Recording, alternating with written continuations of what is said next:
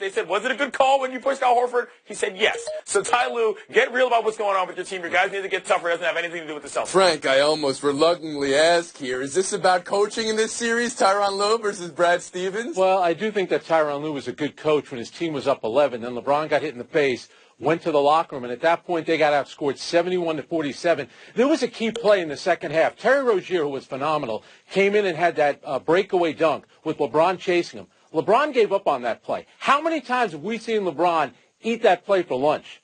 And I think LeBron, for whatever reason, just didn't have it. I think a lot had to do with him getting hit, and I also think the Celtics were outstanding. He did have that deafening block about 2 possessions later into the 10th row. Well, they're not chasing him down, though. Yeah, no, Clinton's right. Lue doesn't really coach his team. Nobody can blame him for this. They're poorly constituted, and the Celtics are showing this. 26, they shot on shots that were not even assisted by or taken by LeBron. The Cavs shot 26%. Their starting backcourt was outscored 41-3 by the Celtics. LeBron just doesn't have the players around him, and unlike Toronto, Boston and Brad Stevens, the great Brad Stevens, Frank Isola, figured this out. I mean, this discussion about whether he's getting too much praise or whether he's not getting enough praise is almost silly at some point, right, Frank? I mean, we can both agree. I know we had our disagreements in the past over this. He is a great coach, absolutely. But these players, give them a lot of credit for how quickly they've developed. Terry Rozier, Jaylen Brown, Jason Tatum, Danny Ainge should get the credit, Brad Stevens, and that coaching staff for developing the players.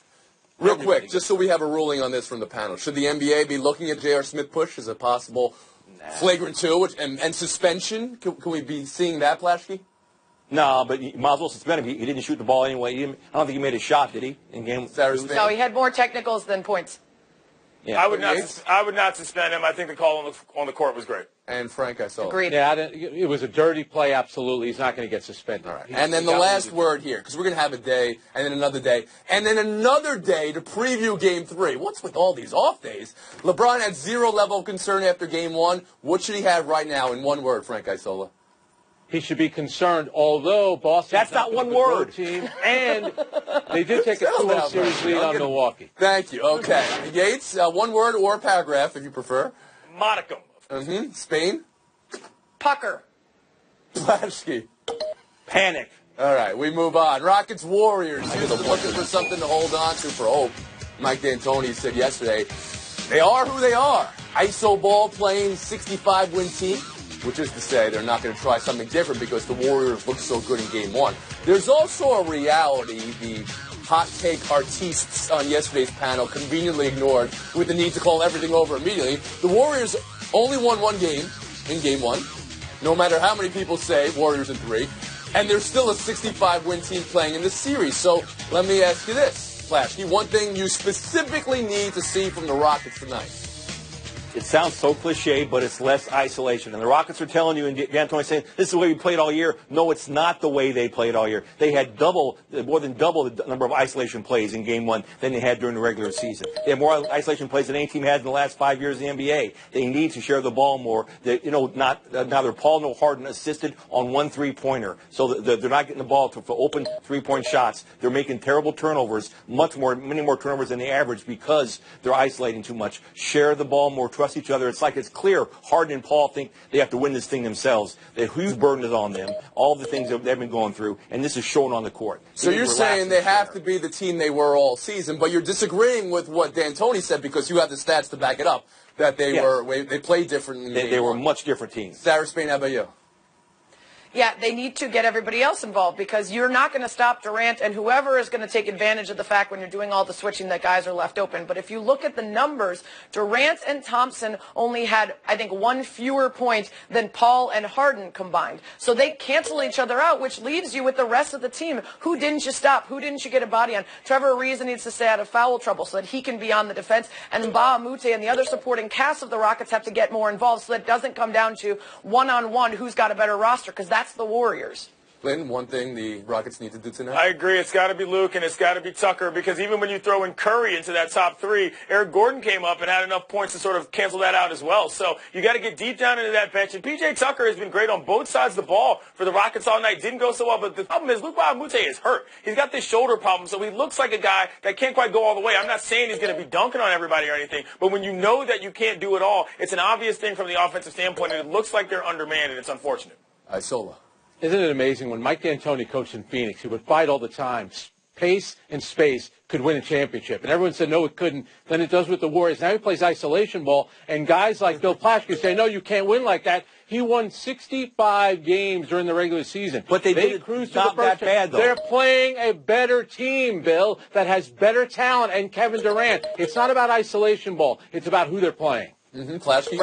Frank, this is not the same Rockets team that won all those games. Anybody look at the numbers. Again, more than twice as many isolation plays. This is not that great team. So let's change everything after one game. That's what we'll do. Don't change everything. Just do it the way you always did it. Go back to what you did before.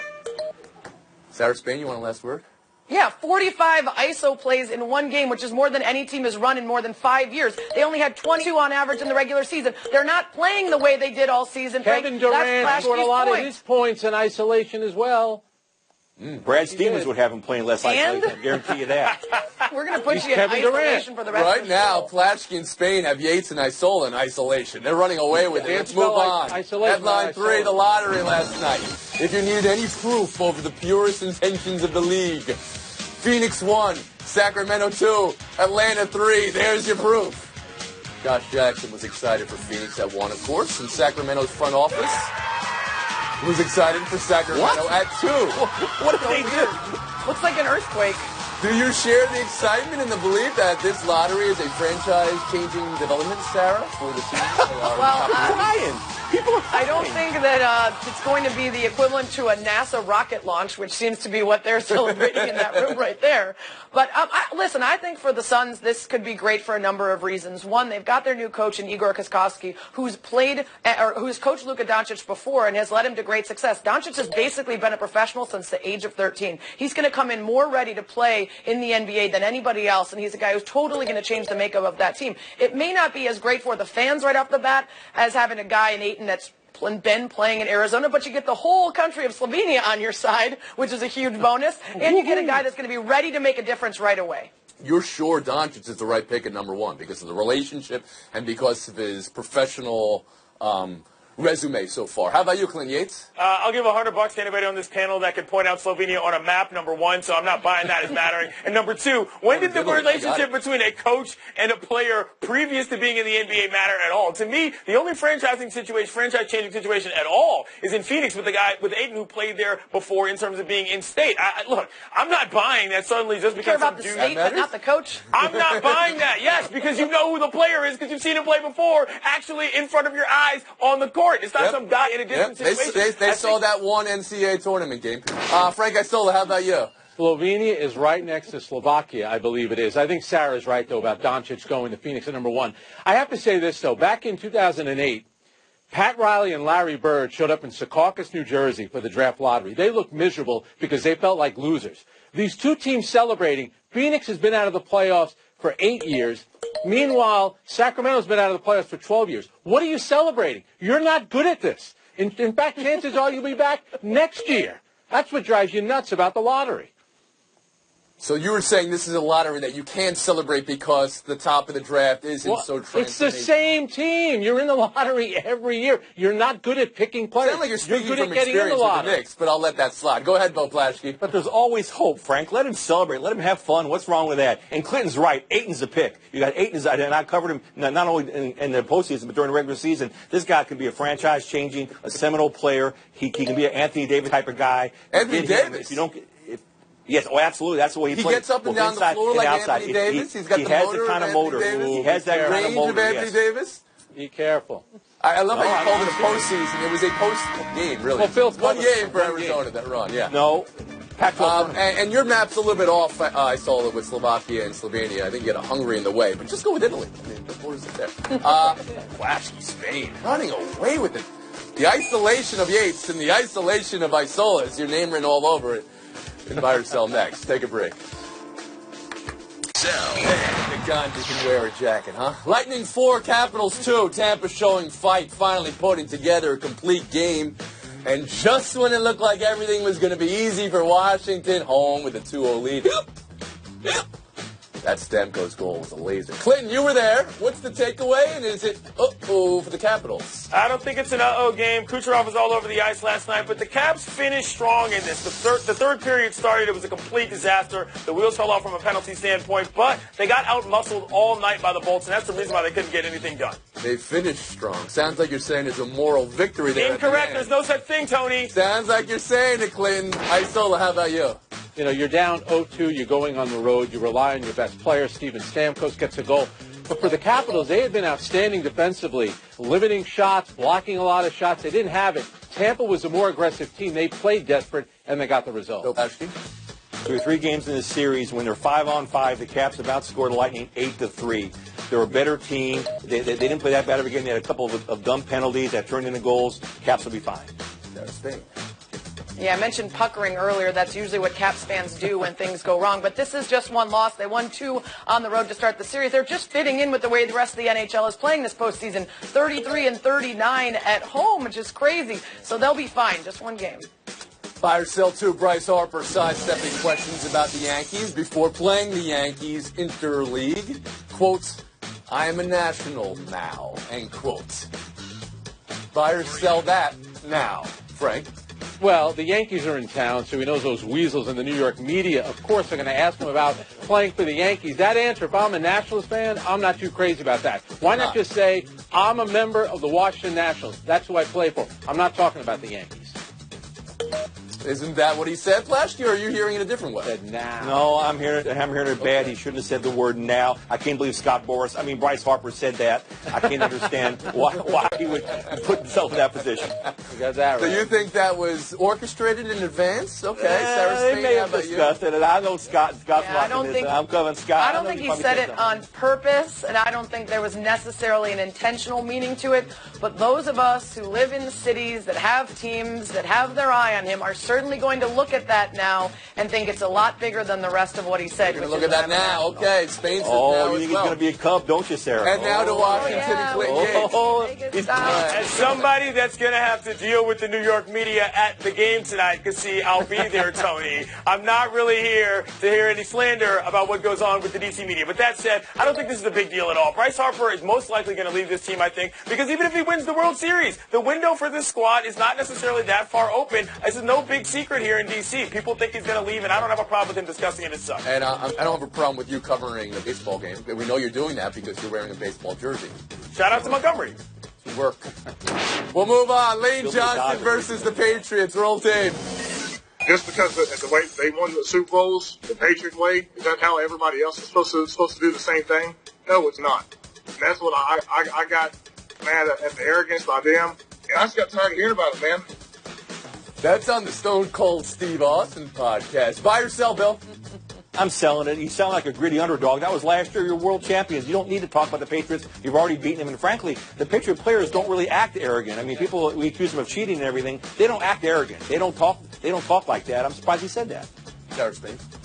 Yeah, the arrogance seemed to be coming from the upper management. The robotic nature comes from the players. And I kind of agree with the sensibility. And I also think when you've climbed the mountain and you've gotten to the top, until the next season starts, blah, blah, blah, you've earned the right to talk all you want, especially when you finally get to talk down to the Patriots. Clinton Yates. Yeah, I'm completely fine with this. I think what he's pointing out here is that he doesn't really appreciate the way they run their operation. And now that they've actually beaten them, he's simply saying you don't want to have guys that are walking around afraid to speak their actual minds when it comes to the NFL. I actually loved it. It was great. It was a bit of a stunner, if you will. Come on now, Clinton. The Patriot way is winning. They've been doing this for over 20 years. They're not a one-hit wonder like right now the Philadelphia Eagles are. To me, he sounds pretty bitter for a guy who's a champion.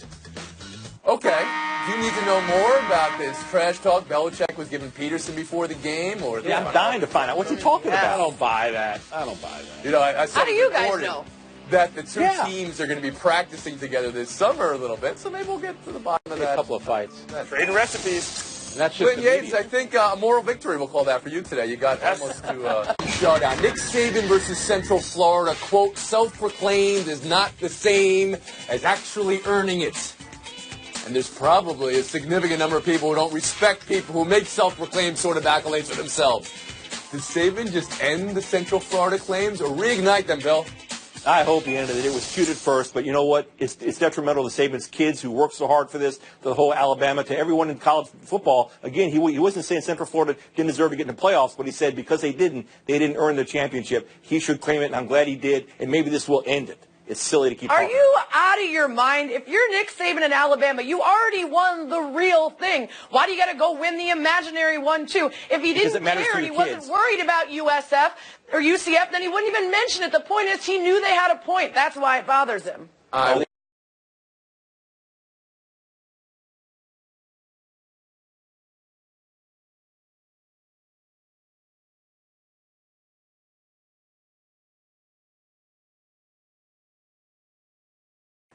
Having said that, what you said in the last segment about having won it all, Lane Johnson, you get to talk as much as you want for the rest of the year because you won it all.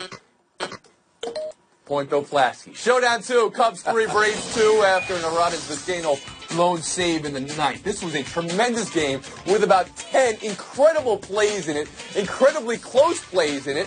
One run decided it. Here's one run that wasn't. Fifth inning, Johan Carmango called out at the plate. Replay center upheld the call. Sarah, is that the right call? Well, you know I love my Cubbies, and I love them so much that I admit that they can win games without the help of plays like that going their way. Because it probably wasn't the right call. But I don't think it wasn't the right call either, but how could it not have been the right call? They look at these things from so many different angles. Maybe his hand levitated before it got to the plate, but it seems clearly to be the wrong call. And how did they miss that in New York? I don't understand that. Maybe Bill Plasky levitating ace time today. 30 seconds.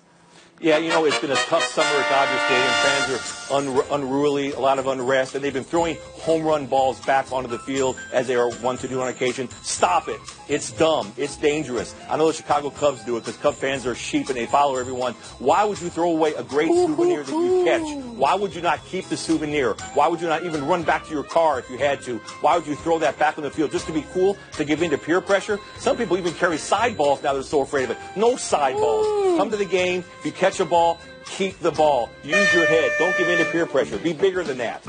Be bigger than Cub fans. Killed you, Sarah. who's the sheep? The team that invented it or the ones who are following the team that invented it? I agree.